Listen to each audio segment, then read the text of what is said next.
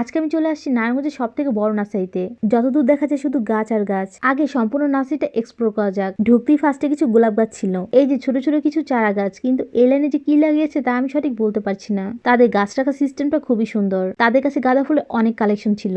এই যে ছোট ছোট চন্দ্রমল্লিকা, এখানে অনেক কালার আছে। ফুল না থাকার কারণে এগুলোর কালার বোঝার কোনো উপায় নেই। গোলাপের কালার গুলো তো মাশাআল্লাহ। এগুলো একটা দুইটা গাছ নিয়ে লাভ নেই, এগুলো অনেকগুলো একসাথে লাগায় তখন দেখতে ভালো লাগে।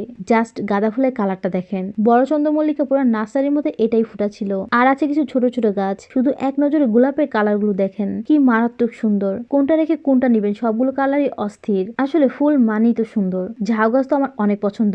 এই ফুলটা তো আমি প্রতি বছর লাগাই, কিন্তু এর নাম জানি না। এর কালার গুলো খুবই সুন্দর হয়। এটা আবার কেমন মরিচ গাছ, মনে হয় না এই মরিচটা তেমন একটা ঝাল হবে। কি পরিমাণে মোটা মরিচ গুলো, দেখতে খুবই সুন্দর। আমি এখান থেকে 4টা মরিচ গাছ কিনেছিলাম। দামটা আপনারা কমেন্ট করে বলেন, দেখি কার গেস ঠিক হয়। আমি তো ভাবছিলাম এগুলো ডালিয়া, পরে বাসা আসার 2 দিন পরে বুঝতে পারি এগুলো ডালিয়া না। এই জন্য ফুলের সাথে গাছ কিনতে হয়, কিন্তু নার্সারি থেকে বলে দিয়েছিল এগুলো ডালিয়া। এই ফুলের নাম কেউ জেনে থাকলে আমাকে জানাবেন। যাই হোক, ফুলগুলো তো সুন্দর ছিল।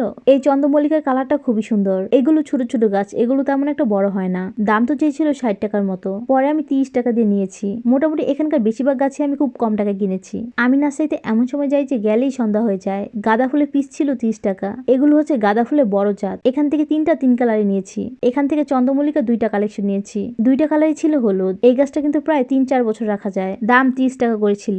নারায়ণগঞ্জের মধ্যে সবচেয়ে কম দামে এখানে গাছ বিক্রি করে। এই মরিচগুলো আমি মিস করে গেছিলাম। এত সময় তো আমার চোখই পড়ে নাই। আসলে নার্সারিটা এত বড় যে কোনটা রেখে কোনটা দেখবো। গাছটা ছোট হলে কি হয়েছে, গাছ ভর্তি মরিচ ছিল। এগুলো হচ্ছে বড় মরিচ গাছ। তারপর আমি এখান থেকে আরো 4টা মরিচ গাছ নিয়েছি। জাস্ট আমাদের অবস্থাটা দেখেন, এত গাছ কিনেছি যে গাছ রাখার জায়গাই নেই। সিটে পর্যন্ত গাছ বসিয়ে আনতে হয়েছে। এই দেখেন, ড্রাইভারের সামনে কিছু গাছ দিয়ে দিয়েছি।